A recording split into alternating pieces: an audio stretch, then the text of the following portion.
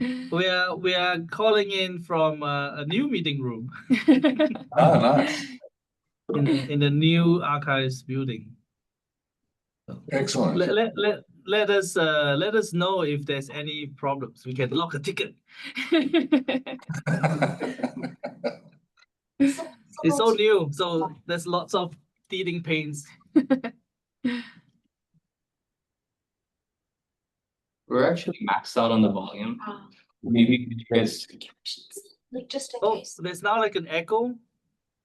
How about for you? Is there an echo, Joshua? Yeah. I'm gonna try. I think what we'll have to do is just kind of hover off the mic. So I'm gonna put ourselves on mute for now, and then when Yeah. Andrew's speaking, he's gonna unmute himself. Okay. Thank you.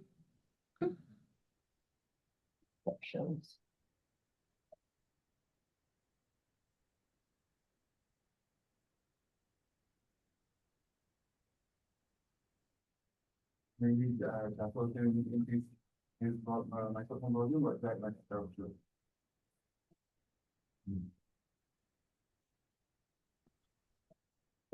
Joshua, are you able to increase your volume on your end?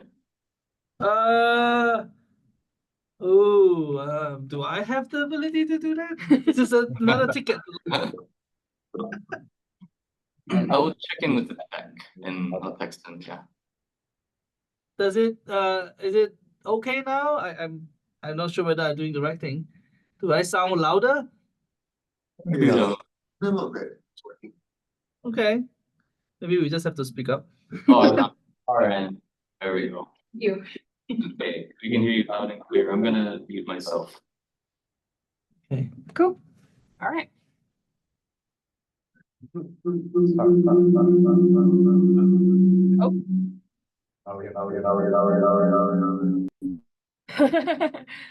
It's a very echo there. Yeah.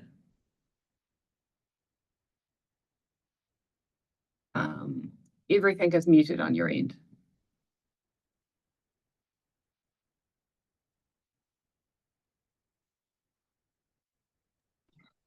Okay. Well, I might just do a little bit of an introduction, and then I'll give everybody a heads up of what to expect in this workshop. And I'll also throw it over to Josh to introduce our wonderful friends over in New Zealand. So yeah, just like to say thanks to everybody for turning up to the first workshop very early on a Monday morning. Very much appreciated. My name's Andrew Martin. I'm from the National Museum of Australia. I've been there for pretty much 1 year now. Previous to that, I worked for a company called Smart, digitising audiovisual material. And I also worked for the National Film and Sound Archive. Currently, my capacity within the IASA is on the executive board. I'm one of the co-presidents working on communications. And I might put a little plug in for anybody who is interested in joining the board because it's my last year. So you'll be hearing throughout the conference little plugs for anybody that's interested in joining the executive for IASA. Okay, Josh, I'll throw it over to you for intros. Yeah. Kia ora. My name is Joshua. I'm a digital preservation analyst at Archives New Zealand. Thank you for the opportunity. I'm so jealous that all of you are there and I'm here. I really wanted to go this year, but travel cuts and things. But here I am trying to run a workshop with Andy virtually. This is the first time that I've ever done something like this, a hybrid facilitating a workshop. Yeah. Hope it goes well. And this is Janelle. Hey, I'm Janelle. I'm an AV Tech. I've been working for National Library and Archives for the last 3 years. And before that, I was AV Tech doing digitisation and transfers. So yeah. Yep, that's us. That's us. Back to you, Andy. Thank you, and thank you. Yeah, unmute. Unmute. Oh, yeah, you're on. Yeah. Yeah, cool. So Janelle is our special guest, which is fantastic because I'll go through basically what we'll be doing this morning, and yeah, we're lucky to have Janelle to be able to describe some of the QC work that she's currently doing in New Zealand, which will be really handy. So because we are the first workshop, we've started at 9:30. We're actually going to have a morning tea break at 10 o'clock. So you get to get straight into coffee pretty quick. So I think that's a good way to into a Monday. So we'll break for tea at 10, back at 10:15. I'll just do as much introduction as I can for the next 15 minutes. We'll then go into a bit of a practical conversation with myself and Joshua. And then we're sort of looking, after Janelle is giving us her case example, we'll go into a spotting exercise. We have some example video clips that we'll look at when we're looking at particular artifacts, which will help to determine what are within the file itself or what may have been introduced during a transfer. And then the workshop side of things will kick in and around about 11:30, 11:40. We'll have another short break around that time, but we'll break off into different scenarios for different archives and different collections. And then we can go through, we've got the scenarios, we'll bring those up, and then we'll break out for the workshop, then come back in and we can sort of report together of what we've found based on what we've been talking about this morning. How's that sound, Josh? Yeah, that sounds great. That's exactly what we have in mind. All right, so I'll just bring up the presentation.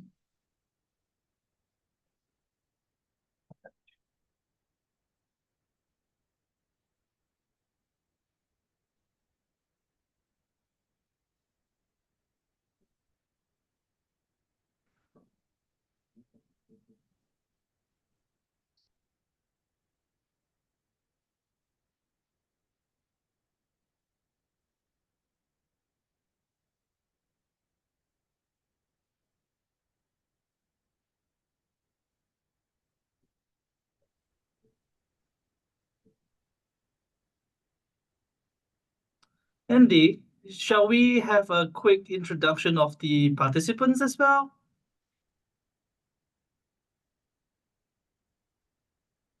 If we do a quick round, that would be great.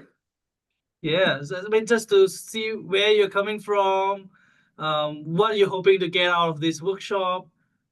It'll be, we'll go with the flow. Okay, yeah, if you want to do that, that would be fantastic to help it make it more interactive, and then we can sort of design the workshop on people's requirements a little bit more. Yeah. So yeah, should we start? Sorry, Start from the left. spontaneous changes. We're going with the flow. Okay, my name is Morgan Morrell. I'm the video lab supervisor at the National Audiovisual Archive, National Audiovisual Conservation Center. Sorry, I'm still jet lagged. For the Library of Congress in the United States, we digitize like somewhere between 16 and 20,000 tapes and discs a year, so high volume, a lot of robotic stuff. We have an enterprise QC solution with Baton right now, and Tara's Baton product, but we are also generating QC tools reports and ingesting those alongside with files. So we're a little bit of at an impasse as to like what the future looks like for our QC. But my chief is said she wants to put a bunch of resources into QC and potentially hire more staff. So I'm kind of looking to see what other people are doing. Awesome, thank you. Cool. Hi, I'm Günther Giovannoni. I'm the head of the Swiss National Sound Archives. Actually, we are not working so much with video, almost audio, but I was curious, and that's why I'm here. Hi. Hi, my name is Ruprecht from Germany. I'm head of the German Music Archive. Same as with Günther, curiosity. We are collecting audio mainly, 2.5 million sound carriers, but not so much AV, so I'm just here to learn. I'm Luke. I am a student at Hunter College, studying documentary film. It's called the Integrated Media Arts Program. So still learning. I work full time as an animator and a motion graphics designer. Right.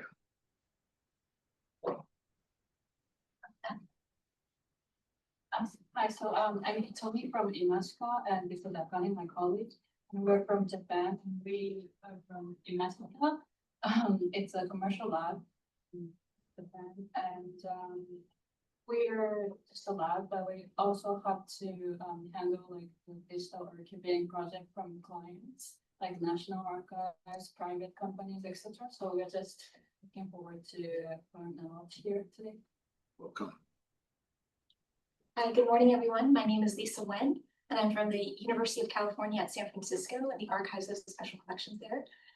We recently received a grant, the Recordings at Risk grant, to digitize some historical films, clinical films. And so I'm kind of learning as I go with this process. So it's really good to be in the community of people who know what they're doing. So. I'm Aaron Britton. I'm the director of the World Music Archives at Wesleyan University in Connecticut. And we've been doing audio digitization in-house for a long time, but have been outsourcing video in the last few years because we're not equipped to do it in-house, and we're a relatively small collection, small institution. So we've been outsourcing and starting with our oldest, most at-risk formats, a lot of half-inch and pneumatic, and things that were not necessarily made under ideal conditions. And, you know, now it's 50 years later. And so we've been getting them digitized, and QC has been a bit of a challenge to know how much is, you know, how much of this is inherent in the age and the format, the way it was made, and how much of it, you know, might be improved. Right. How's it going, everyone? My name is Jesse. I'm an archivist at the Hawaii State Archives. My primary wheelhouse is in our Hawaiian music collection, but we recently have started working with the Aloha Stadium, which upon its being shut down out in Halava, they've donated several thousand of their sports recordings to us in a variety of formats. And I'm here to just learn how we even begin to approach digitization, QC, and so forth. So just happy to be here to learn. Hi, my name is Abhimanyu Dev. Everyone calls me Abhi for short. It's easier to pronounce. And I'm basically a music recording engineer by profession. I've left the profession few years. Now I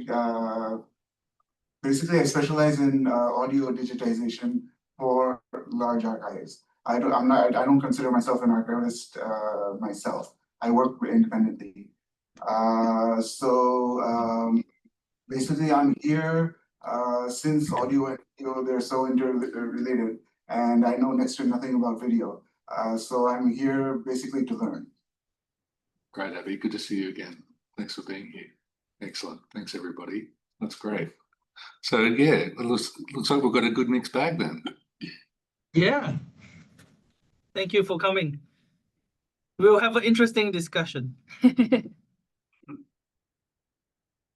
So we've got 15 minutes before we break, so I'll just go through a little bit of what to expect. And thankfully, Robbie's here to give me a hand, because otherwise it could take quite a long time. Thank you.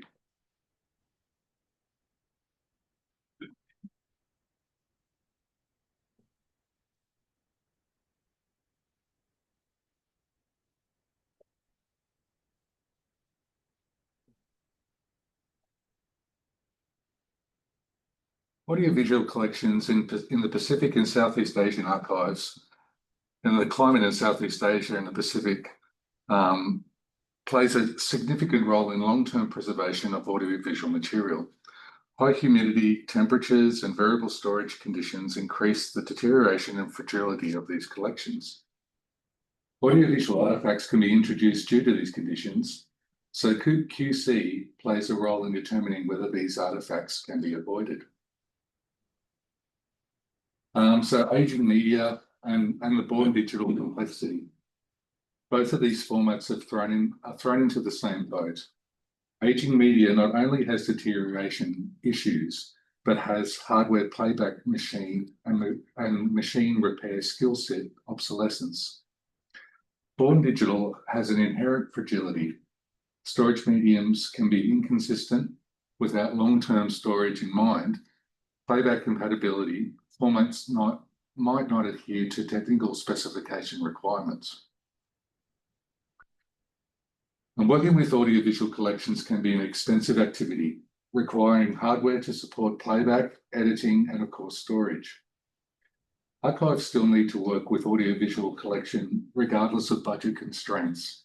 So we'll look at some of these off-the-shelf products, as well as open source and free-to-use options for doing QC with AV collections.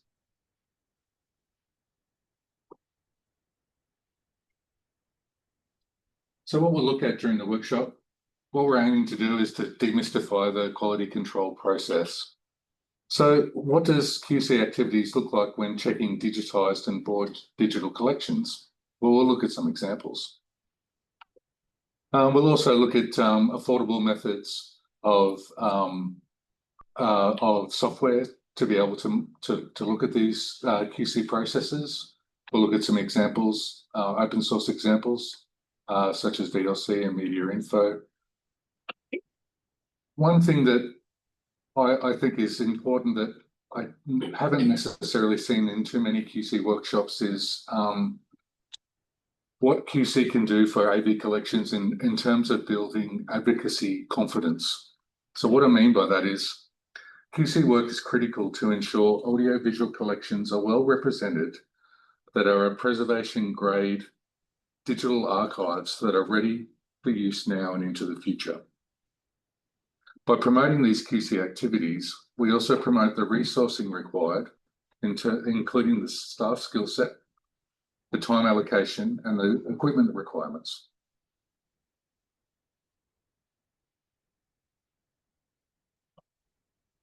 So why does QC matters? Well, it preserves the heritage integrity. Digitisation and digital activities can be lossless in their nature, but they can also be lossy. They can also cause errors, corruption, and introduce issues that are not a part of the original collections code. By using QC activities to check audiovisual material, we ensure minimum alteration to the original material, thus preserving its archival integrity. It also prevents data loss and rework. Having sound workflows in and around QC checks prevents issues down the track with collections that haven't been checked. If checks pick up on an issue early on during a digitisation project, this can prevent a lot of rework that may now be required, and only if there's access to the original media or material. There could be some catastrophic issue with a collection that may not be known if QC checks are not undertaken. I mentioned advocacy previously, and this relates as well. So QC matters because it also builds trust. Having a well-checked, guaranteed digital audiovisual collection gives stakeholders confidence and trust in the quality of their collection. So from researchers, curators, broadcasters, and screening patrons.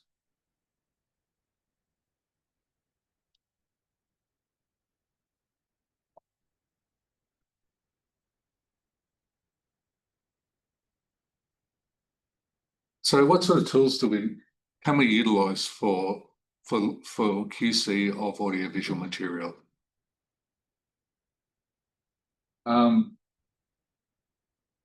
There's quite a few different tools that are available out there that can range from open source tools such as VLC, Media Info, QC tools. There's also paid products as well. There's Grey Matter Iris as well. But they're, depending on budget restraints and availability of resources, there's also, non-linear editing systems that can be utilized as well, such as Resolve or the Premiere Adobe set of suites. Not necessarily designed completely for that sort of QC work, but can be used in that sort of fashion if required.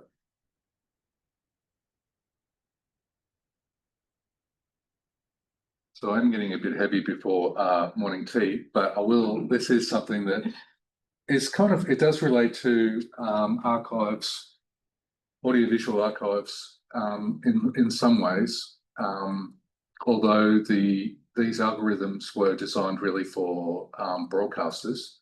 That's how archives can utilize them. And I've got a sheet of resources, so you don't need to remember or write all this stuff down. I've got a whole bunch of links that I'll share out at the end of this workshop. So yeah, feel free to wait for those.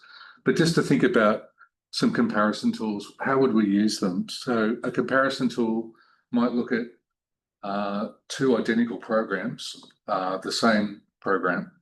One might be used as, in the context of an archive, a preservation file, like the high resolution archive file. And then we may have a derivative that's used for production or used for the web. By using a comparison tool, we can look at both of the files, see what the difference is between the two files, and then determine whether the quality is good enough on the one that we might be using for, say, on the web. By doing the comparison, we can see what we're missing, what has been taken out, and then we can determine whether that quality is good enough for that particular usage. So there's a few different algorithms and tools that can be used that are actually a part of the FFmpeg open source video suite. One that's interesting is, it's called the Video Multi-Method Assessment Fusion, or VMAT. It's a metric that was developed by Netflix. So Netflix basically looked at their high resolution files and then determined whether or not the files that they were streaming were going to be high quality enough. And you can see how that's in that AV workflow that archives can utilize those sorts of algorithms if that sort of access component for an archive is required.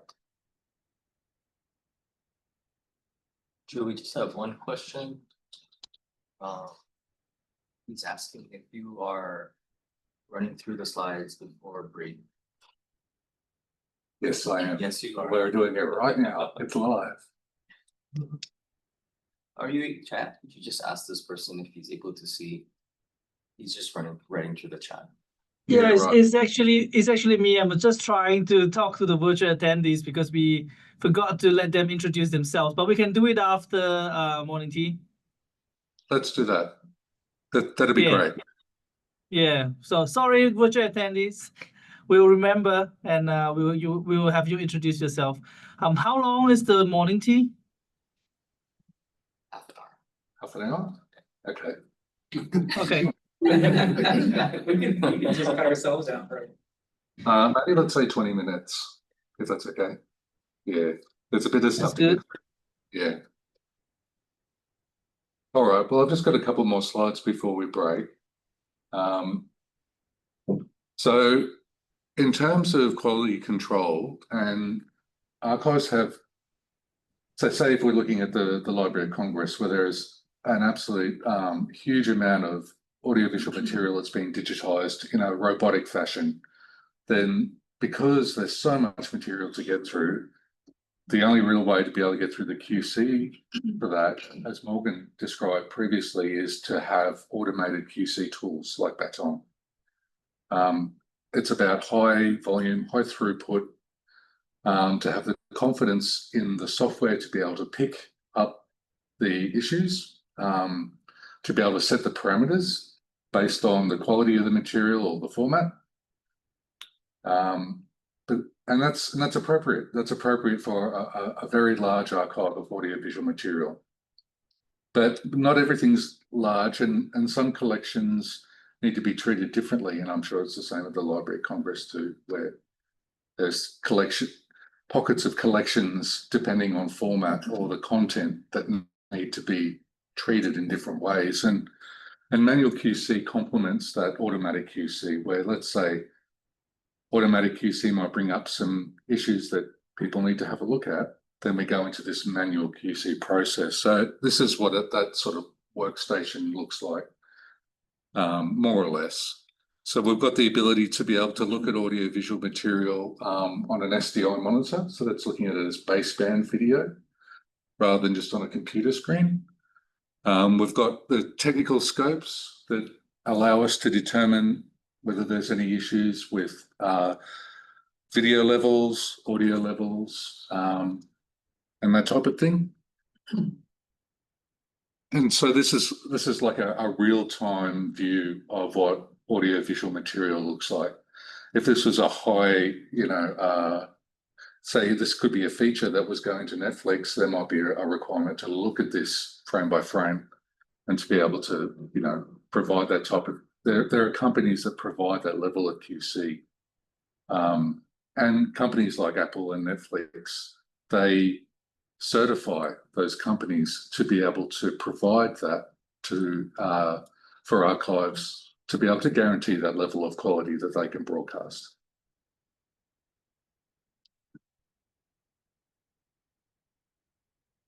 So that was manual QC, and as I mentioned, there's the automated QC, which is software that runs through based on thresholds and checks that that you may set up.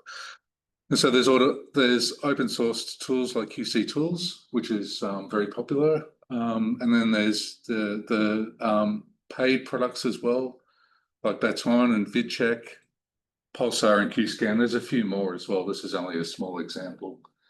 And they all do similar things and some of them do different things. And it depends on the types of checks that you're interested in. So if you have, let's say you have an analog collection where you really want to pick up on analog dropouts, then you may want to look at the different products to see how they perform and looking on at analog dropouts or head clogs.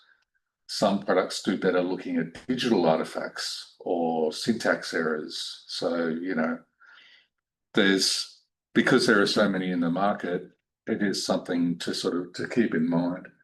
A lot of them do have presets as well. So say if you were providing material to Netflix, there are Netflix presets that you can automatically apply. So that's something to keep in mind.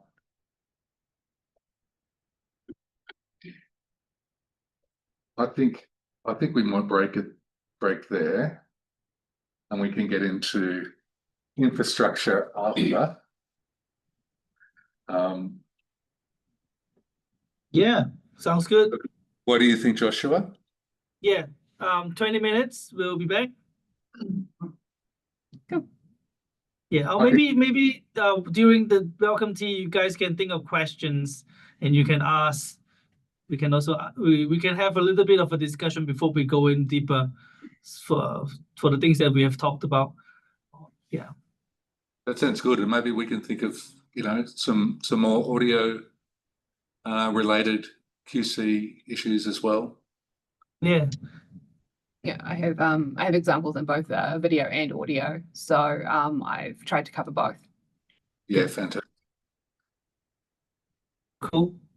Okay, great. See you all in 20 minutes. Cool. For most people.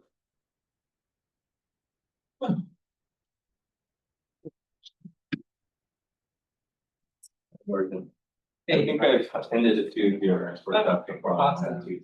Cool, yeah. In person, Thank you. actually from the archives in West Wahoo. Oh, awesome. Moving on your archive. Very cool. Yeah, I'm gonna try to go to that tour. On Wednesday. Yeah. Oh, right on, great. We'll see. Oh, Some things I'm like, oh, like with it. all right, yeah, so well, maybe with traffic half an hour and then coming back, everyone should know that it's like about an hour or half, depending on if you're going quick. Okay. Just be ready. Yeah, for sure. Thanks for the heads up. Yeah. Yeah, we're in Waikiki, so. Yeah, depending on like if it's at 4 or are you catching a bus or? We have a car. Okay. What time is it? What time is the bus leaving? I think at 4:15. Okay. So on the bus, it might take a little longer too, so just. Yeah. No, I signed up for it late and they were like, well, you can go if you drive yourself. That's like pretty peak, yeah, pretty peak. Shut up. Yeah. Just be ready, yeah. Boy, traffic is not pretty. Yeah. Is there like a conference show going to it, or are you talking about just the bus? This is the field trip. Right, yeah, I signed up for that one. Okay, good. I think there's like 40 participants. They will leave Which one is it? here at Yes. 1:30. Right. And the only thing we want to make the announcement for is there's no lunch provided on Wednesday, so just make sure that you're able to grab your lunch from one of the restaurants here and then eat it, and then hopefully they'll allow you to eat it on the bus. But at West Oahu, if you try to order food there, it's just gonna take too long and you probably will miss a lot of the tour. Yeah. Yeah. Thanks for the heads up. Oh, yeah, of course. Alrighty. So, Joshua, the last communication with you, just to do the virtual intros for virtual attendees. Which to check. I see if I would actually gonna look at this call. Yes. Yeah.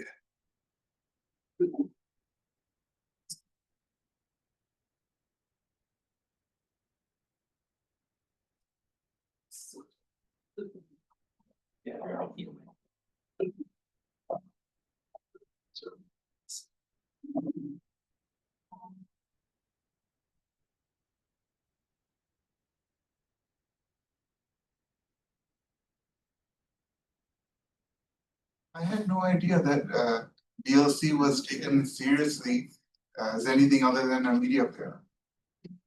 Well, yeah, it depends on resources and availability of players, you know, just try to make QC available to everybody, and DLC being quite secure and being open source seems to make a good option if archives don't have access to anything else, really. I use it regularly because it is, so cross-platform, easy to install, easy to use. It will play pretty much anything, even if it's badly formed. Yeah, that's true. The double-edged sword portion of it. Yeah. Play anything. It can also still like, let's speak. Yeah, Case. yeah, I did like a movie marathon. I had another lab where we type a bunch of stuff, and then did like marathon stream, and I used VLC to like stream it to OBS. So you could like set up like a playlist on VLC with a bunch of files in a folder, and then stream it to OBS, which you could do. Which I was like, thank God for VLC. I think no, I couldn't figure it out. No. Great. Okay, well, we might most of us are back now, Josh, so I'm thinking it might be a good opportunity that we have for our online participants to introduce themselves. Yeah, who wants to go first?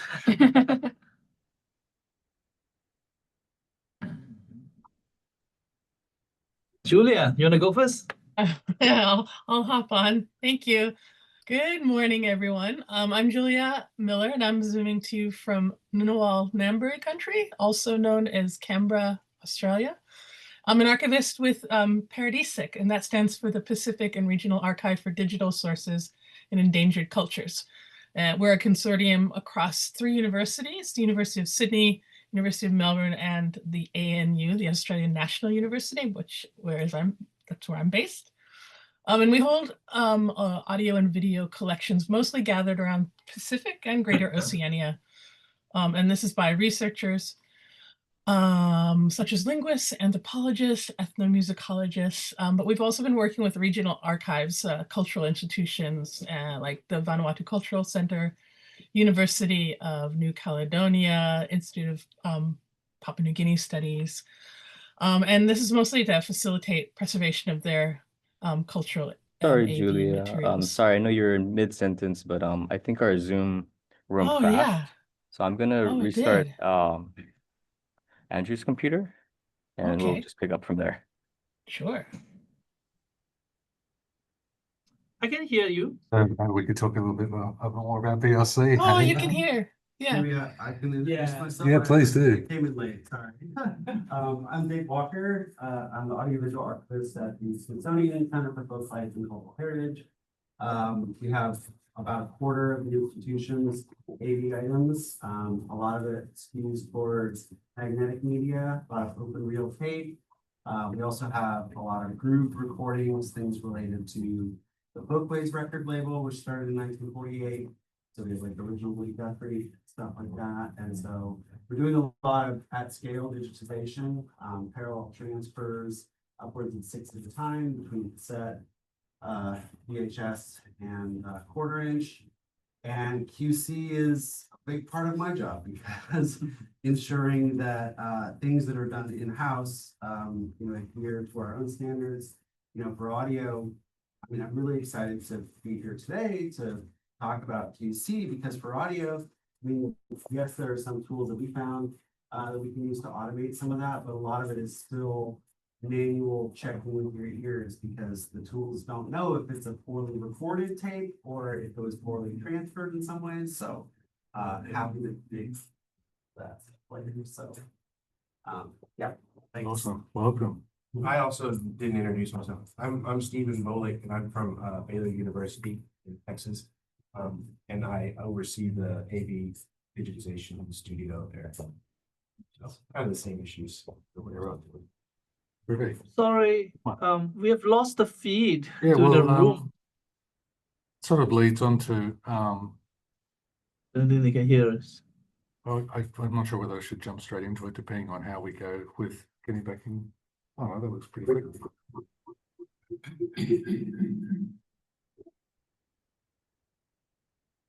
Yeah. Attendees online, I think the room has lost our feed, I believe. Can you still hear us, the room? Yeah. Yes, can still hear you. Okay. I think virtually we can hear each other, but I think the connection to the room on site is a little bit I think they're fixing it. Oh, here it comes back. Hey.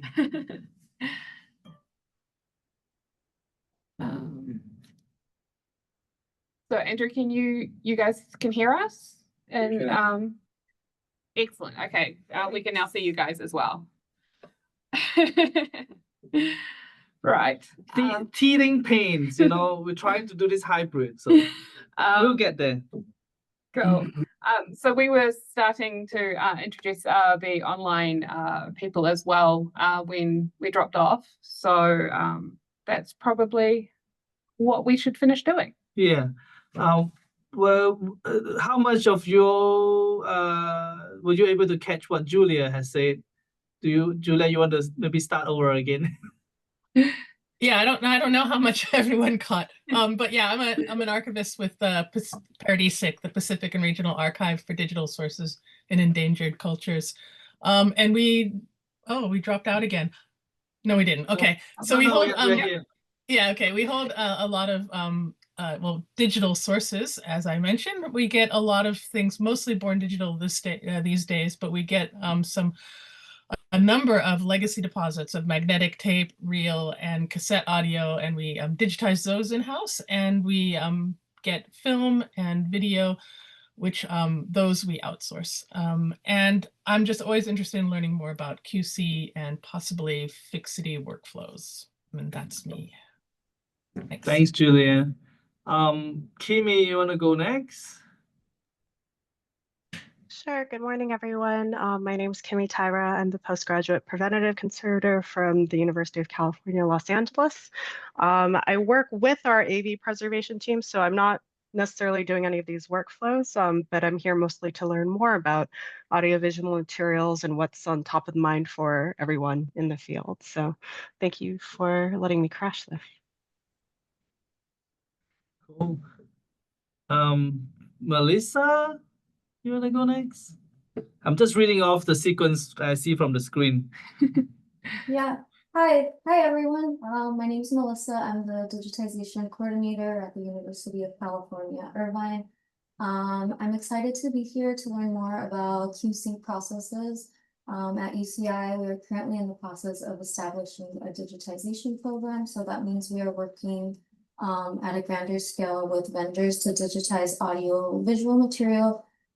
So part of my job is doing the QC after the vendor provides us with these files. So doing like integrity checks and then working with these like massive files to upload them into our digital repository. So I'm excited to be here to learn more about like common practices with QC. Jason Sanders.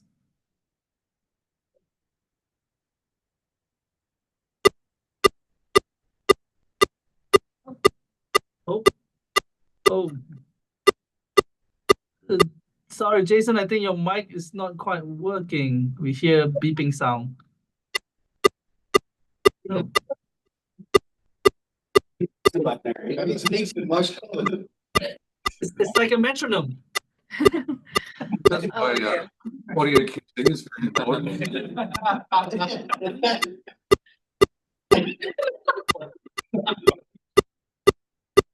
Okay, maybe we can. Jason, perhaps it's be better to type it in. Jason, maybe you can type in your introduction. Yeah, because we can't really hear you.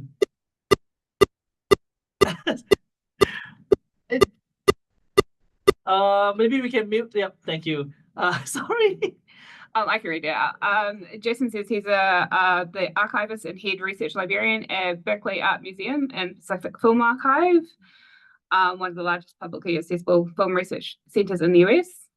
He's done a lot of digitization work in paper materials and audio recordings, and is currently collaborating with the Bofana Film Center in Phnom Penh in Cambodia, boosting the digitization abilities. So he's here to learn more and about the challenges and hopefully solutions within the Southeast Asian film archive communities. Thanks, Jason. All right.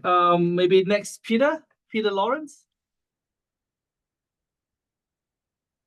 Yes, hello everyone. My name is Peter Lawrence. I'm the librarian for recorded sound and media at the Loeb Music Library at Harvard University. I'm tuning in from Boston area right now. We have a media preservation unit that handles most of the QC issues, but we have some in-house projects, including a Born Digital workstation that a colleague of mine just set up that make me want to learn more about QC. Thanks, Peter. We have Margarita next on my list.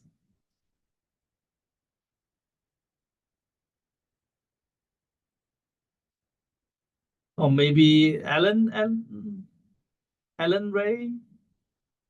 Would you want to introduce? Yep. Hi, my name is Ellen Ray Cachola. I'm the librarian and archivist at the Center for Labor Education and Research at UH West Oahu. Thanks, Ellen. I think that's all. It's Margarita. If you want to introduce yourself, maybe you can type it in the chat. We'll read it out another time. Andy, back to you. Sorry, I think Margarita typed something, so we'll read it out. So Margarita is the head of sound and AV at Biblioteca de Barcelona. Barcelona. Yeah. Sorry about that. In Spain. In Spain. As a national library, they have a collection of sound and AV material delivered by Legal Deposit, and also some of the historical sound archives of the oldest radio station in Spain, Radio Barcelona. They mainly digitize in-house, but outsource to digitize magnetic audio and videotapes. One of the largest collections they manage is from the Humberford collection, a producer footage of videotapes, thematics, and betacams, and she's interested in the workflows and QC. Right, and Bronwyn, you just joined us. You want to introduce yourself? Well, I haven't got my camera organised, but kia ora. It's all right. We have pajoas. Yeah, pajoas. Who doesn't love pajoas? Kia ora, I'm a conservator at the Archives Library New Zealand, and I was part of the Utaina team working with these great colleagues. So I'm dropping in and out, being a fly on the wall, being a fajoa on the wall, and just generally here to support my colleagues and you new people in the workshop. So I'm sorry I can't stay. I'm just a bit of a floating one today. So all the best for today for the workshop. Thanks, Bronwyn. All right, I think that's all from online. Andy, back to you.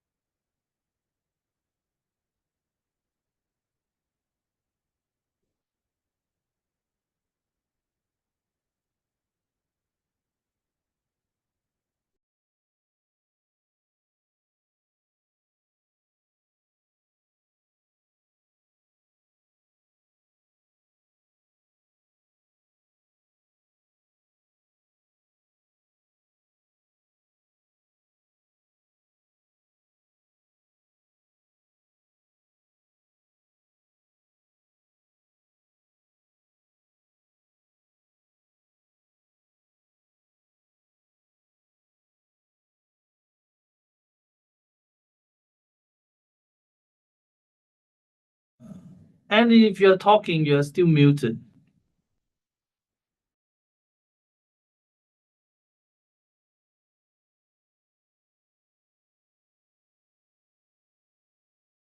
Just have to Okay, all good. We're back. Jumping around all over. Yay! So I'll just touch quickly on infrastructure. I think it's relevant to everybody. Basically, what sort of environment you need for a QC. Studio-based environments are quite common for QC, but it depends on what's available within each institution. We sort of recommend at a base level to have pretty much a quiet place that that can be closed off from the rest of the building, so that you know, low level lighting and the ability to have headphones in if speakers are not available at the time is also good. Depending on the amount of material that needs to be checked as well, depends on the sorts of infrastructure. But if there is a larger collections, then data connections need to be reasonably good and potentially dedicated. If we're talking about moving preservation files around, they're usually quite large if we're talking video, and they're huge if we're talking film. So dedicated 10 gig, 40 gig networks might be something that would definitely help to ease the frustration and get the efficiencies up with these larger files. With audios, not as much, but for video and for film, definitely. And also, you know, when it comes to not just bandwidth, but storage as well, having material, if large networks aren't available, then what we call sneaking at is a good thing. So moving hard drives, moving LTO tapes from one place to another, and having enough storage locally to be able to play back those files. So as an example, in the image, we've got an LTO drive. It's an LTO Generation 9 drive. And to complement it is local storage, a local RAID unit. So checking off LTO is not normally something that is easily to do. So to be able to restore data from a data tape and then have that locally accessible, these are all Thunderbolt devices connected to a Mac Mini, which makes things pretty easy in terms of functionality and checking. So something like that is a good place to start for AV collections.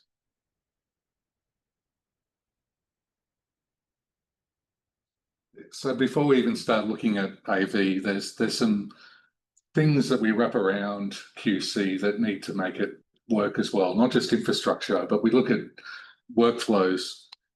So we look at things like file naming conventions.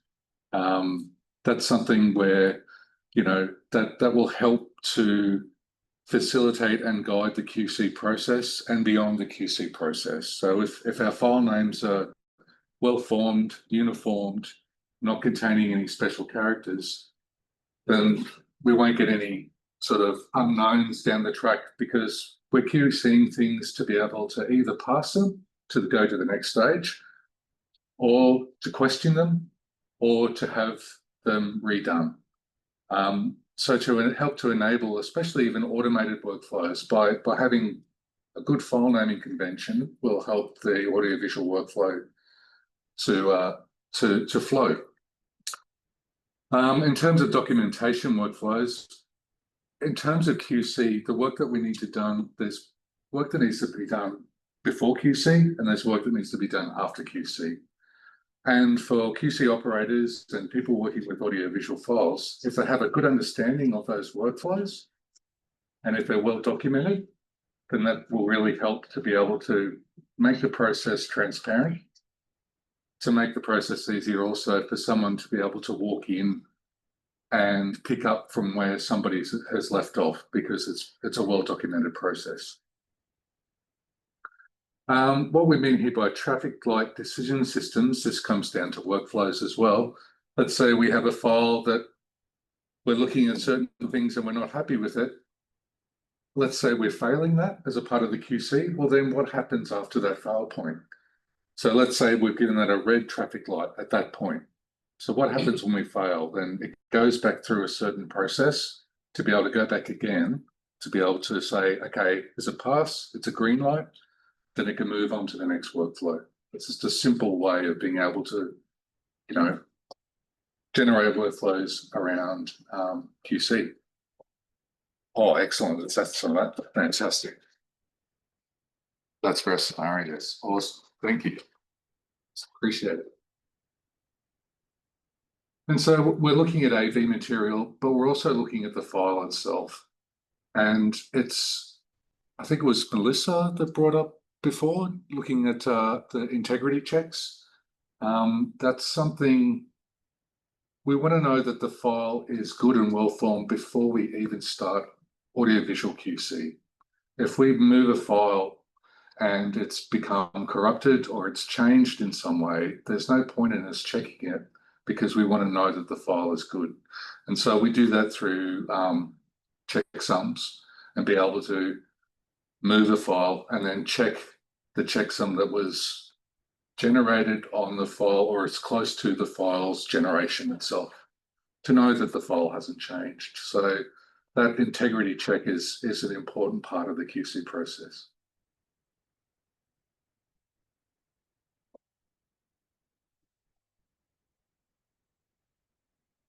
Prioritization strategies. This is really based around large collections.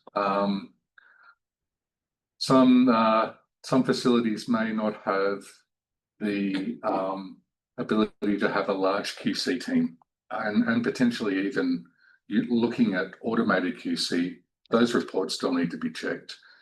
So there might be, depending on the quality of either the digitization or the born digital files, a percentage-based sampling of that collection for it to be passed, because not everything can be checked.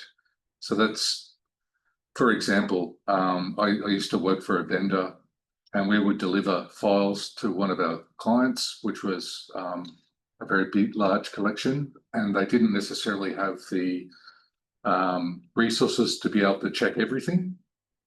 So they would do a 10% check on certain collections. And if they found issues within that 10%, they potentially would increase the checks to a larger check proportion or percentage, to ensure that they're catching if there's any particular issues. If it sticks at around 10% and there's a minimal amount of issues, they might be comfortable just with that 10%. So that's a sort of a risk there. Yes. Quick question, for the 10%, is that like a whole, like fully monitored, like end-to-end QC check? Yeah, well, that's a part of the percentage. I mean, it's a percentage on, it could be on the amount of files that you're checking, or it could be percentage of how much of the file you're checking as well. Yeah, which if you've got an automated QC, that can really help. If you're doing frame by frame with software, then you could just be picking 10% of the files and checking those. Real quick, would it be possible to minimize some of the Zoom stuff? I think if you click the green for the sharing the screen, you can make it smaller.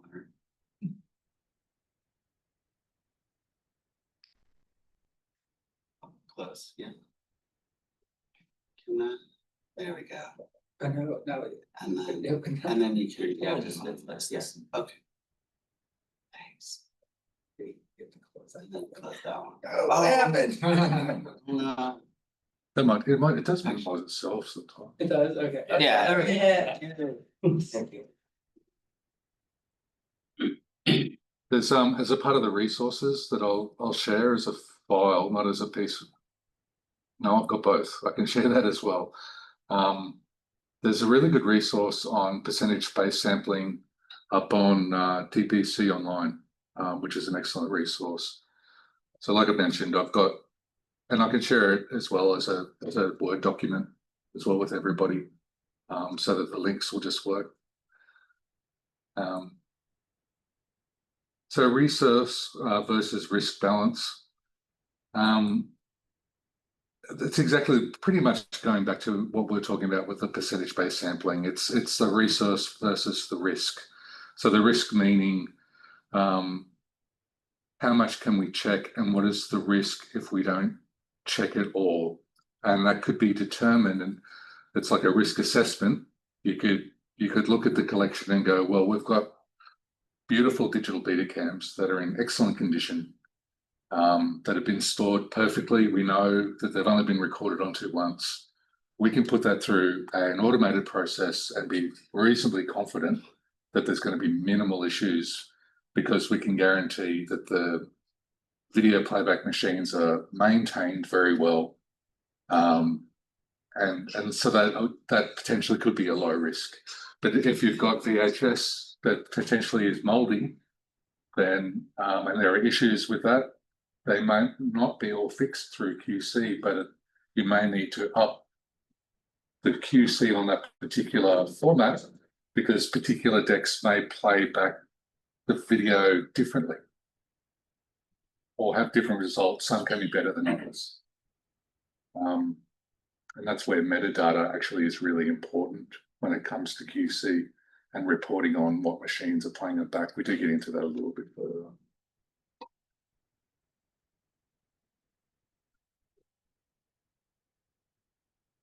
on. So this is something that is important for consideration, depending on what types of collections that you've got. Some collections may have particular issues around the content. The content could be sensitive. There could be content related to rights as well. There could be cultural sensitivities.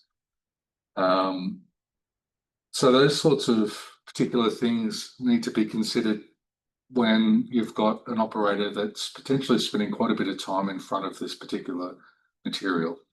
There are resources available for managing staff and staff self-managing material that could actually also be harmful as well, and how that's managed. So it's good to know what's in the archive before these workflows are set up, and to keep these sorts of things in mind. A minimization principle is important. If it is content that's harmful or disturbing, we minimize the amount of time that people are looking at it. There could be even, I know that there's material that, again, I'm using Netflix as an example, that there could be like, material that has huge IP implementation, that or privacy or security breaches. So there may need to be security checks for some QC operators as well to be able to look at that particular material. At the museum, the Museum of Australia, where I'm currently working, we have material that is culturally sensitive. We have culturally sensitive First Nations material that can relate to men's business or women's business, and that needs to be tied into QC. So we've got dedicated QC area that can be blocked off. We've got signage that we put up so that people just don't walk into the area. And we've also got viewing for community members to be able to come in and look at that particular material and make it accessible as well. We need to make it a safe place and a private place for that sort of accessibility. That's another consideration.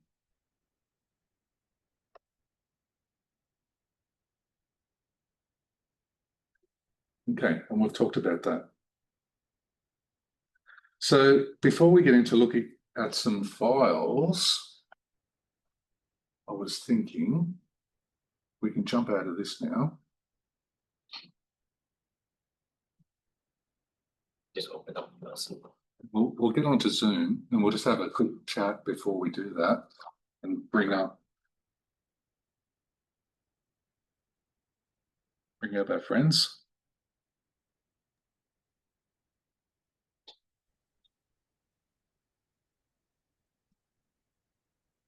But we've still got you, Joshua.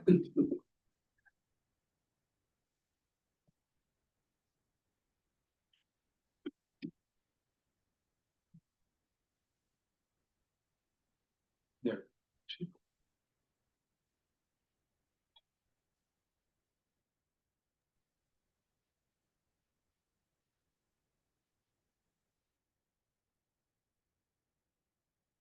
Joshua, can you hear us?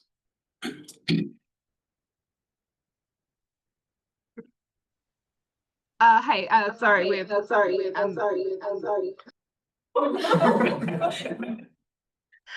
sorry, we're our main meeting camera has decided to disconnect. Joshua's just reconnecting.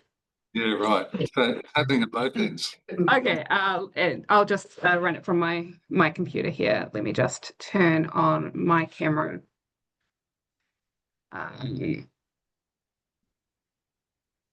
Right. Awesome. Okay. Yes. Hello. Sorry about that.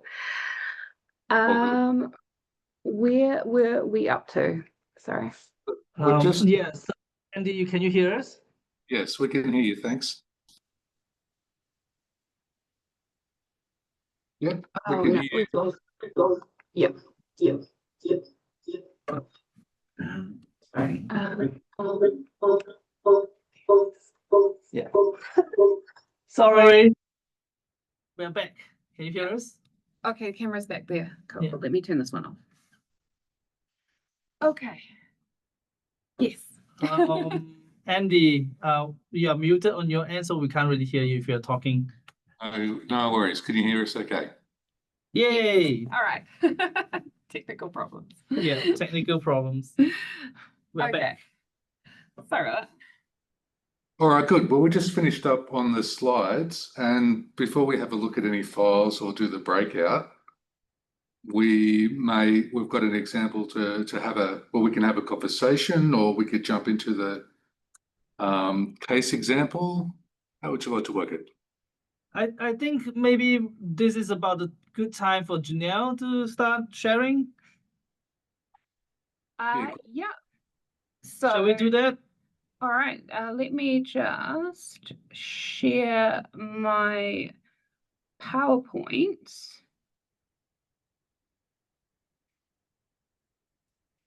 So while Janelle is sorting out the technical issue, I'll give a little bit of introduction of why I've invited Janelle here today. So Janelle is our QC technician in this project we call Utaina. Utaina is a multi-year mass digitization project, multi-agency as well. Started in 2020, and we have just closed the project in June. So it's been running for 5 years.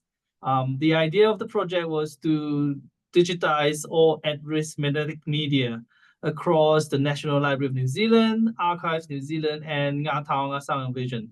So we were really trying to digitize as much as we can find, and as much as we know. Everyone here is working in an archive or library. You know that if we do not know what we have, we can't really digitize it, right? So part of the exercise at the beginning was to really find out what we have, and based on some estimates and survey, and then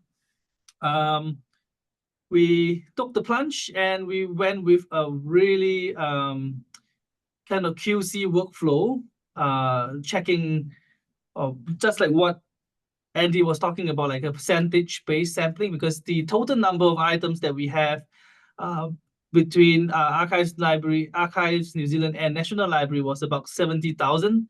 Initially, our estimate was about 100 over 1,000. So we were like, there's no way we can check every single one of them. So we came up with a criteria, and then we have various we have a criteria on how much of a particular format can be digitized and not. And some of these Janelle will be covering.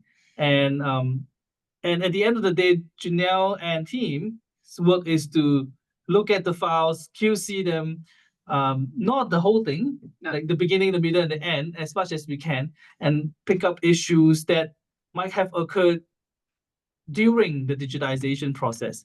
Sometimes we see a lot of artifacts, but it might not be from the digitization process. It might be inherent in the source. So one of the key thing about the QC team is how do we know which is which, and let's figure it out, and then we have a discussion with the vendor.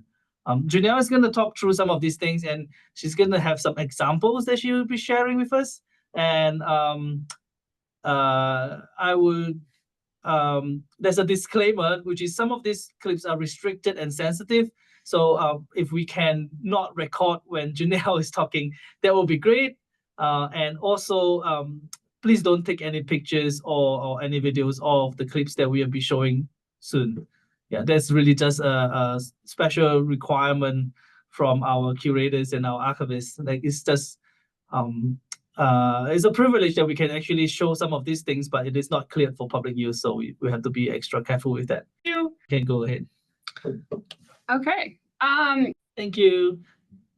Very, very handy to be able to see and hear those examples. It's one thing for me to be talking about it, but it's another thing to be actually seeing it. And in the resources too, we've got some material that also has more further examples as well, which might be handy. We're just coming up to midday.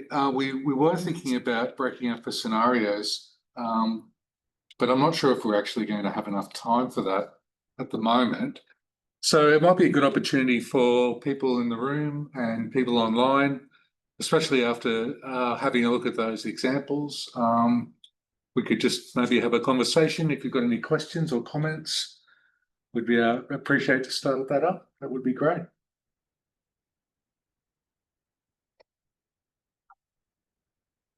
One comment from me, I was thinking when we were looking at the head clog issue with Humatic, and then looking at tracking issues with VHS, I was thinking how similar those errors can present themselves, and just wondering maybe, Janelle, if you had any sort of scenario or how you would sort of separate those two in terms of reporting back to Memnon.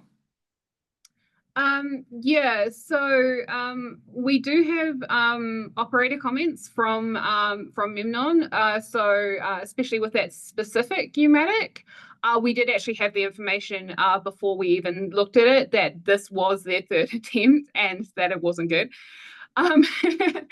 And visually, this is something that will come with experience, but they actually do visually look different. The Humatic is more of a whiter static versus how the VHS shows, and like having the knowledge obviously of what format it came off of, would help you decide where to go with that. But again, also then us being able to play that back, what we would do if we were saying that yes, this did need a redigitization, we would feed them back the example clip with a time. We're like, this is a problem here, which meant that their operator knew where to pay specific attention to when they're digitizing it, so that they're actually watching the screen at that time, not looking away at something else. Yeah. Morgan.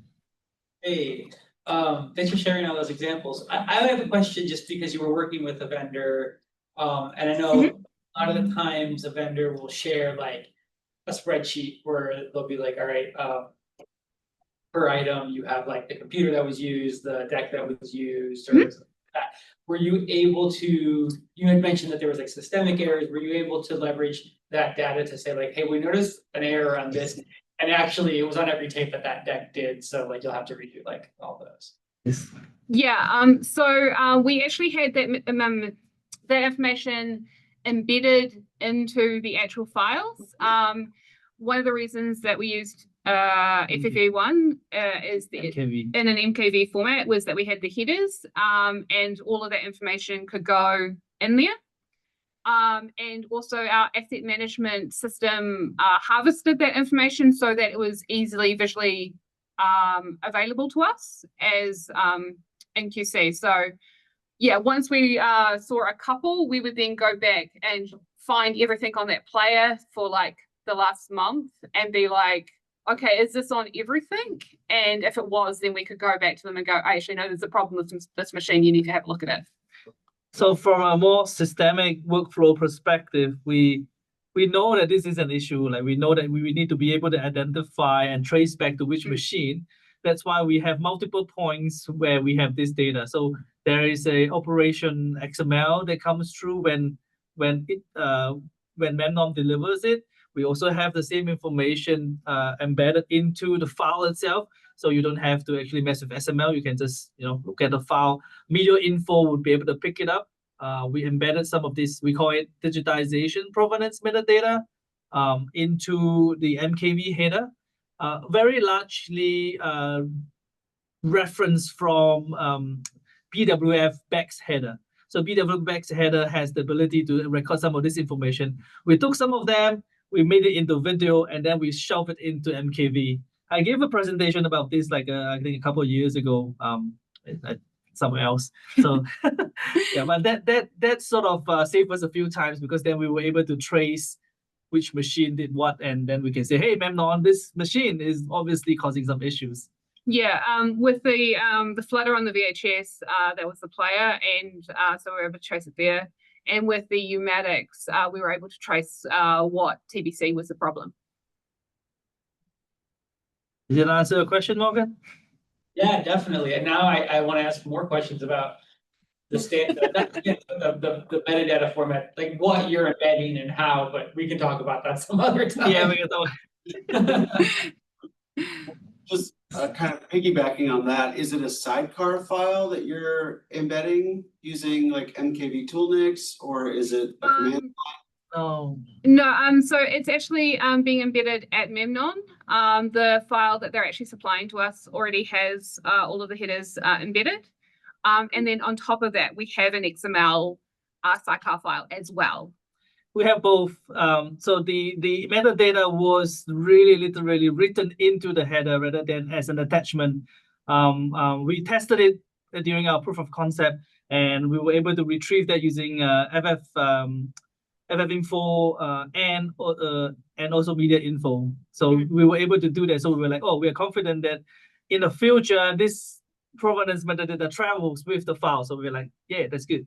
Yeah. One simple question, Joshua, or Janelle, both of you. In this case, you worked with a vendor of the stature of Memnon. But if you were doing this yourself or and you mentioned that you were working under tight time constraint. Now, say a particular example of when you were digitizing ShellX and it was caught in a groove. Okay, now the way I see it, you have two choices. One, to digitize it again, or a very simple edit. You could just edit it. So which would you prefer?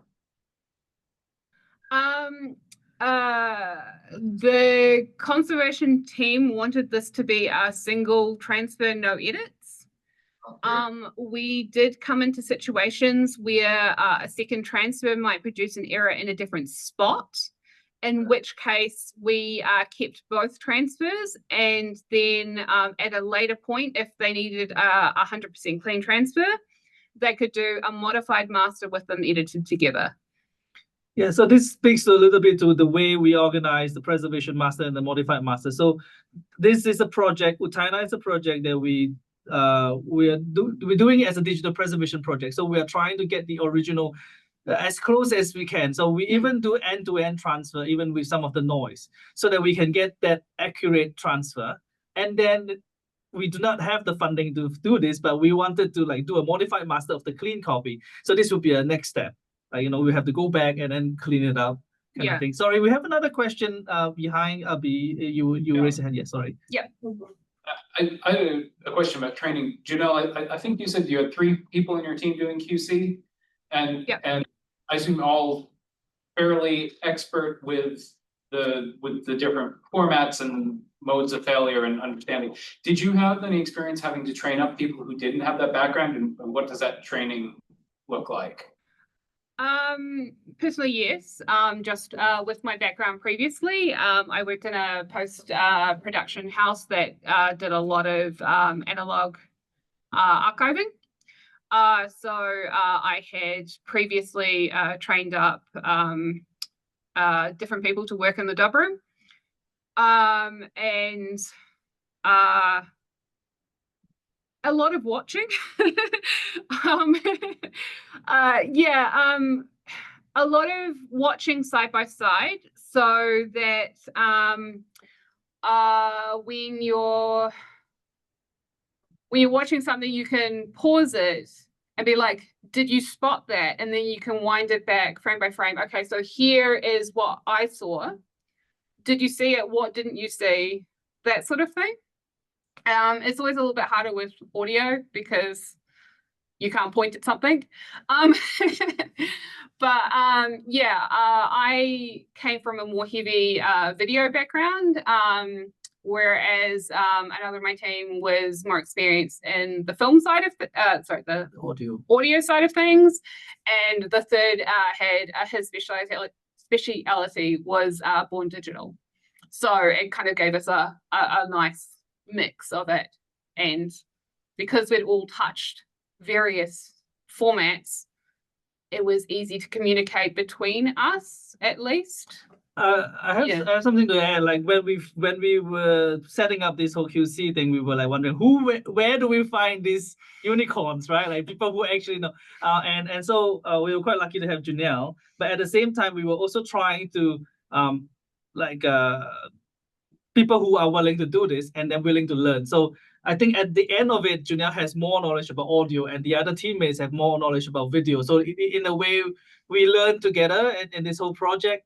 Initially, we had some training on like some of the issues to spot on the audio side. I think with University of Indiana? Yeah, University of Indiana, where they had the NDPI project that done before us. So we had a bit of a collaboration, like training, and they gave us some of what they have learned, and it informed us on how we set up this whole QC thing. But like really, it's just lots of watching. And I have to say, ideally, if we have the original media playback in the QC suite, that would be excellent. But we weren't able to do that. So all we had for Janelle was the digitized copy. So we had this whole elaborate process where there are other conservators in another building trying to play back the original, and then was asking Janelle, is this what it is? Is this what is that? So it is also a larger conversation on like the whole logistic workflow, because by then the actual media carrier has gone back to the archive in the shelf. So someone will have to pull it out and then play it back. At the same time, Janelle was like, oh, I spot this issue. Was it in the original tape? So there's a lot of to and fro, a lot of conversation. Sometimes can be quite a blocker. So yeah, what we did do in that case, we had the access copy. So that's the MP4 of the preservation master, which we could say, okay, so it's at that time. It provided it wasn't a frame specific issue because the access master was deinterlaced, then they could find it on there. So yeah, all of those sorts of conversations. Logistics conversation needed to happen, yeah. So if someone at the back has a question, sorry, I'll come back to you in the front. It's me in the back. Yeah, first of all, thank you for this fantastic workshop. I have a very basic question that will prove how little I know about this field, and we have part of it already replied, I think. So I've learned today that there are like 20, 30 different types of errors, but how many of these can you fix? Or is it more about what do you have to digitalize again in documentation and identifying them? Most of the areas I showed were actually things which potentially could be fixed. It's not a guarantee. There are also, depending on the focus of the project, some of those actually could have been fixed in an editing situation.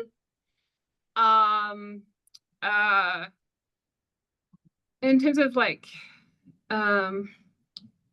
so basically what I showed was basically kind of the most common areas that I was finding. There are we had a lot of different areas outside of that. I thought that 20 clips was probably enough. The atlas. There's an atlas. Yeah. So has everything. Yeah. The AV Artifact Atlas is a really great resource. They have often screenshots or short videos of different areas. So like if you're seeing something, you can, it's organized by format, and you can find it in there, and it can also give you advice about whether it is an issue that can be fixed or not. Actually, Josh, if you don't mind, that resource list, can you drop that in the chat, please? Yes, that's right. We have a Google Drive where you can grab some of our slides. Sorry, we can't share Janelle's slide because it's sensitive and restricted, but hopefully you have memorized them. I've got copies here as well if people want to take that, but yeah, people online as well.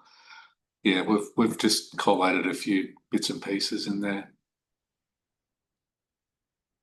Oh, at the front. I just wanted to make a comment on the point you made about or the question the fellow over here made about mistakes that can seemingly be removed easily, but might actually have a larger impact.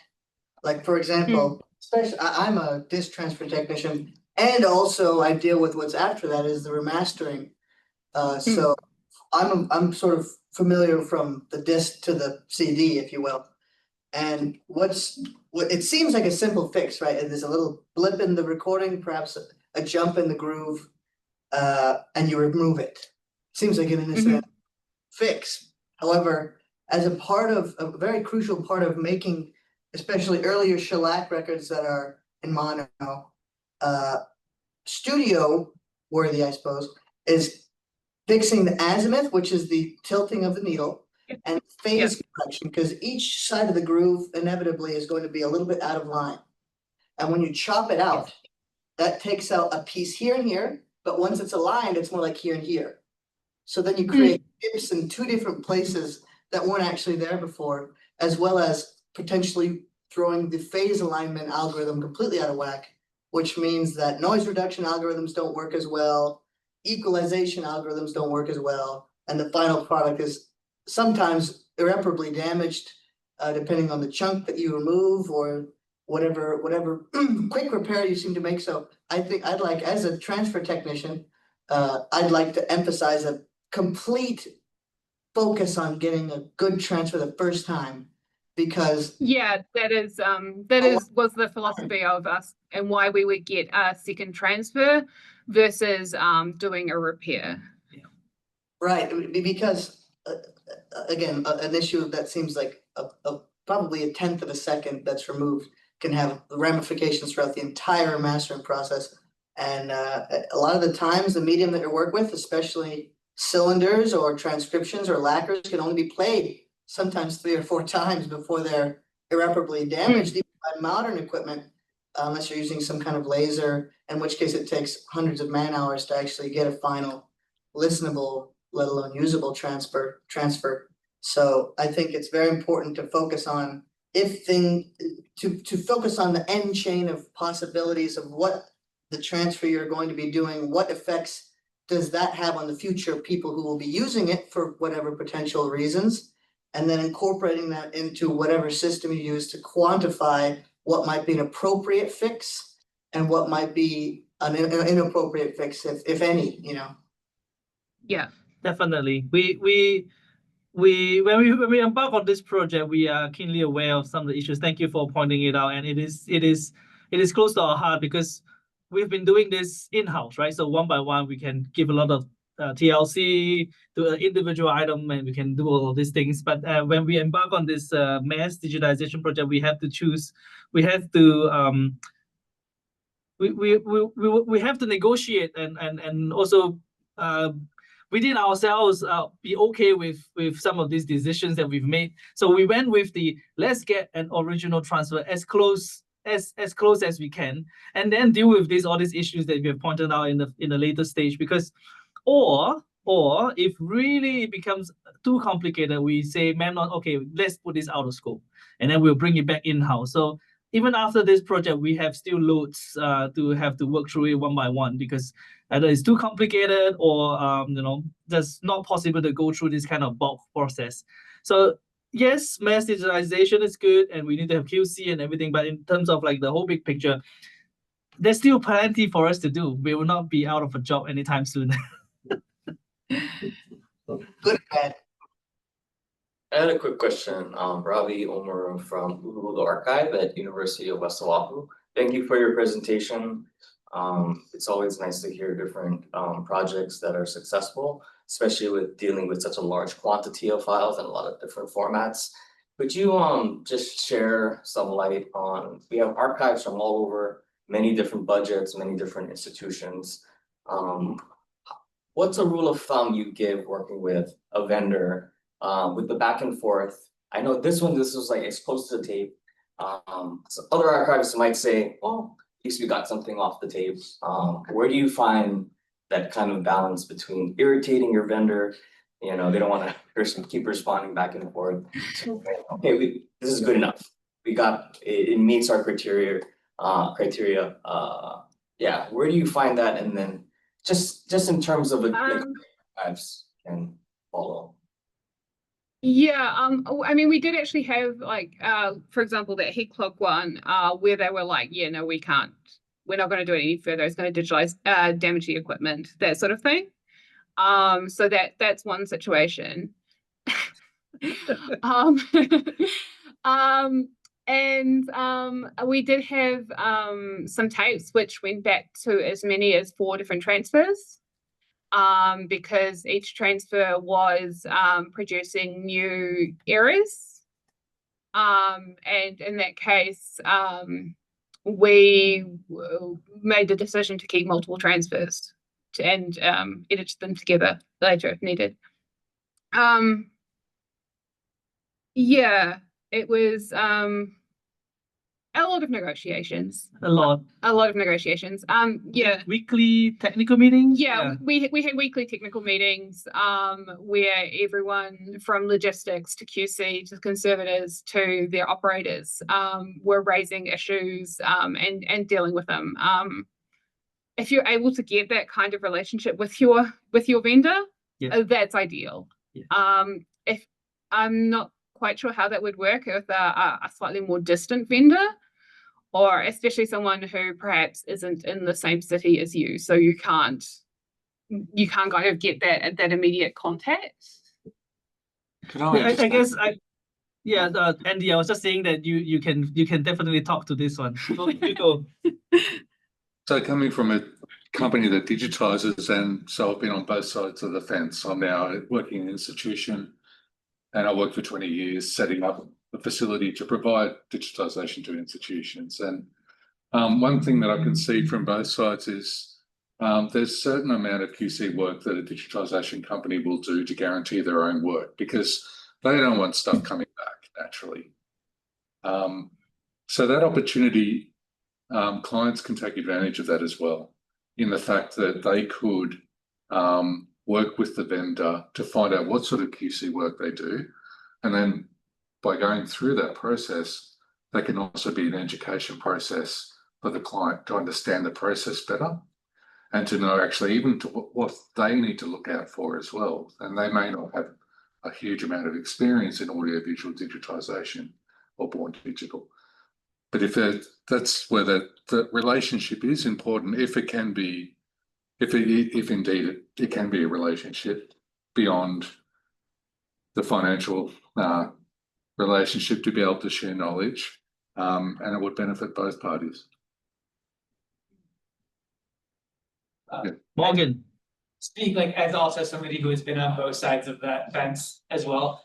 A thing that just I thought of in this conversation was the sort of, if you're writing up a contract with a vendor, pay close attention to the kind of window that they are giving you or that you are asking for asking for rework, because I've been in these negotiations where somebody's like, we want 30 days after the delivery of the entire collection, which may be 5,000 objects, right? And as a vendor, your vendors just be like, no, we can't do that because we're going to be deleting the files off of our end as we deliver them.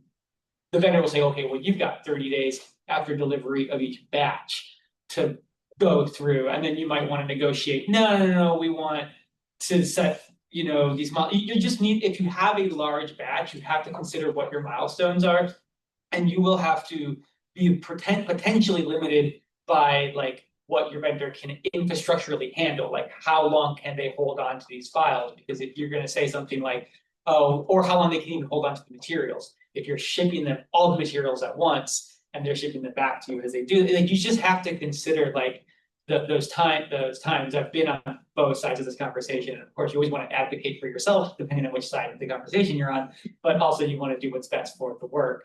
Yeah. So that's just something that I didn't consider until got getting bit by it. Yeah, that was one of the reasons why I feel it's so important to have the QC running concurrently. We had it wasn't heavily enforced, but we had 2 weeks to check the material after 20 days. 20 days. 20 days. After the file arrive, we have 20 days to check. Yeah, 20 days to check it. And after that 20 days, they will not guarantee that they have the material on their system to then look at it. And that had to account for within that 20 days of material coming back to the archive. So all of that needed to be built in.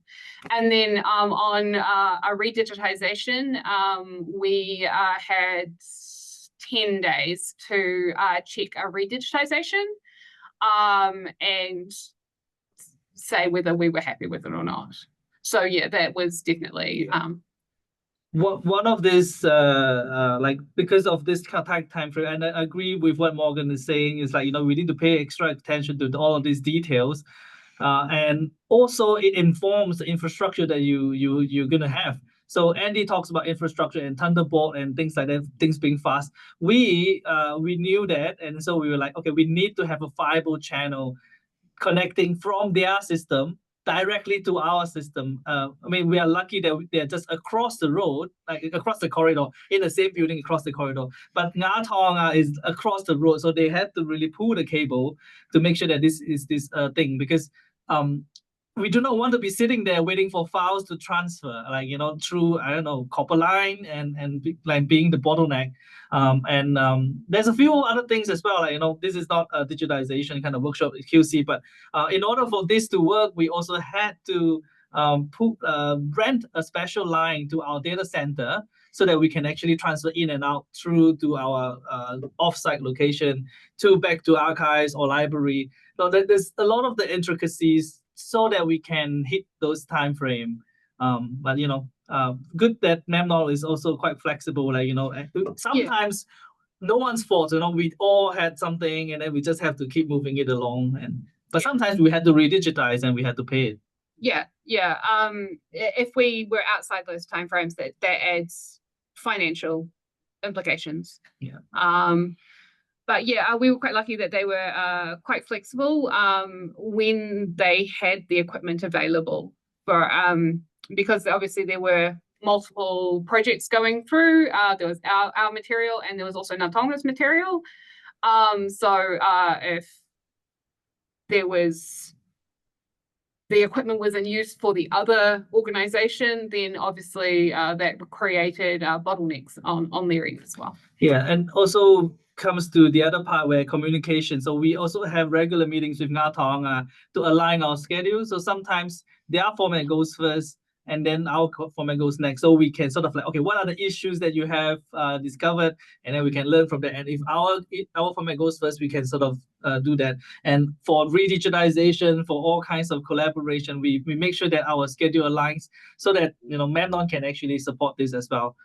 Lots of communication. We have daily stand-ups, we have weekly stand-ups, different groups. Is yeah, it feels like a roller coaster.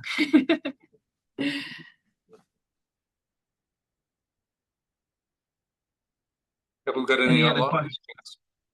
Yeah, I don't see any online questions. Julia, do you have anything for us? Sorry, I'm calling you out.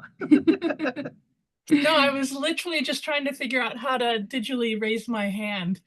So I did have a question. Yes. Now it's lost. No, okay. So, you know, we do a lot of Born Digital video, and I was wondering if you have any suggestions on QC workflows for Born Digital video. So the only Born Digital format that we're currently working with is CDs, which is actually something which I'm working on at the moment, which has been a bit of a headache because obviously with CDs, when there's damage to the disk, that sort of thing, you're actually completely lost data. So with analog, at least you might get a terrible picture, but you probably get a bit of a picture and get the content, whereas digital, whole sections missing. We are QCing based on the log reports of the trend of the RIPs. So if we have a log report which is been checksum verified and it's fine, then that hasn't been checked. But anything which where it has had to get I don't even know what it's called. What is it? What is it? It's burst mode. Sorry, I don't actually know what this. One of the modes of the CDs. Yeah. Error correction mode, I guess you would call it. And those are the ones which we are prioritizing checking, and then it's just high significance versus, you know, archive priorities kind of thing. Right.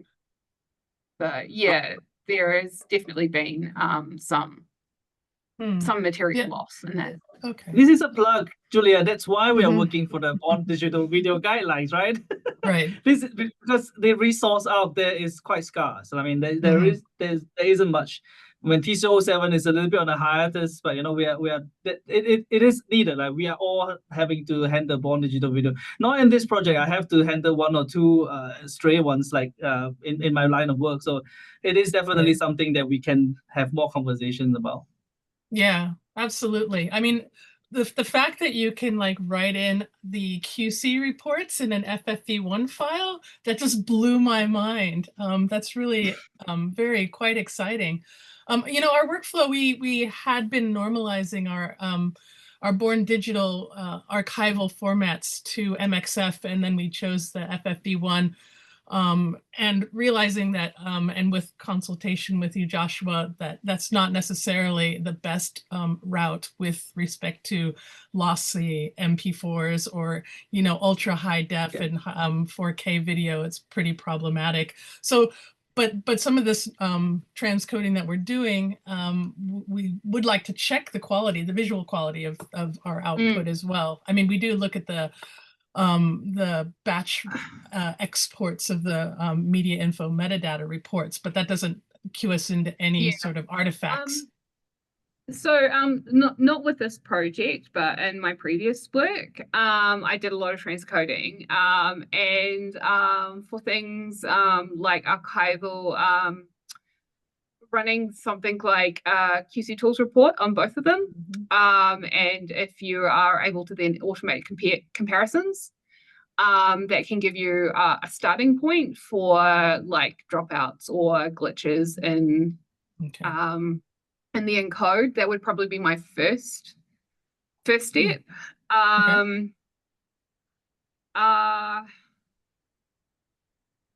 Because that's something which you can automate, which means you are not looking at the entirety of the collection. Which has been our workflow.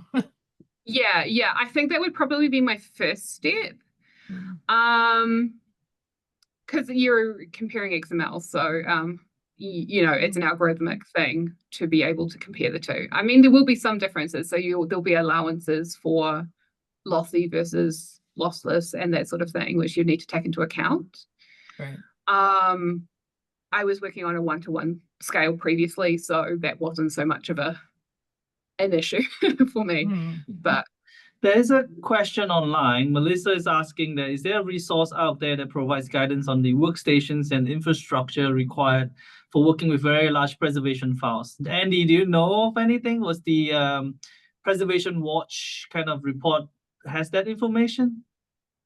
Bit in there. There's also, this is a great, we're plugging everywhere at the moment. This is a plug for the TC6, which is the guidelines for reformatting video. There's a whole section 5 on infrastructure, which includes literally physical buildings, but also, you know, workstations as well. So that's on the IASA website under the TC publications. That's TCO6, and that's a really good one for resources. Yeah, for sure.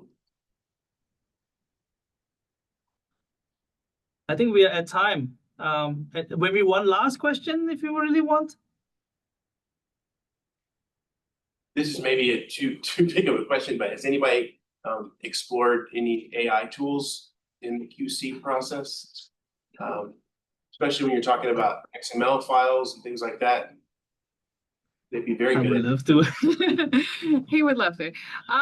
Yeah, no, we had automated like algorithmic assessments and stuff like that, but nothing dealing with AI. It is in my mind, so I'm happy to talk about this again in another conference or something like this, because there's quite a lot of opportunities now that we have the digitized files, and we can use a lot of these AI tools to help us. In my mind, the immediate one, not so much QC, but is to trim off the files, because we did a full end-to-end kind of digitization, so we wanted to sort of only keep the content, and that is something that we will definitely need the help of AI. In terms of QC, so also things like transcriptions for researchers and that sort of thing. Yeah, transcription will be another thing. Yeah. And also, we're about to submit here. Yeah. I'll make a plug for models like ChatGPT can be really useful for developing scripts, for utilizing the open source tools that are already available. I know of one institution in Taiwan that uses, it's based on SOX, SOX, and FFmpeg to automate audio QC reports. There's a couple different command line tools out there for analyzing audio, but it can generate things like audio levels, detect when there's a dropout in an audio file. And so I think one of the big kind of advantages of these emerging technologies is for us as archivists and professionals in this field is being able to use these tools, to kind of to build upon the tools that already exist. And sharing scripts is a great way to kind of get those conversations started, and sharing work. Yeah, hope to see that as a presentation in the conference. Nice one. Yeah, thanks. Right, well, thanks everyone. We might wrap it up there. I'd just like to thank Nell for all the examples and your experience, and Joshua, and Robbie as well for helping us out technically. I really appreciate it. So thanks everybody online and in the room. Thank you. Thank you. Awesome. Thank you. Cheers.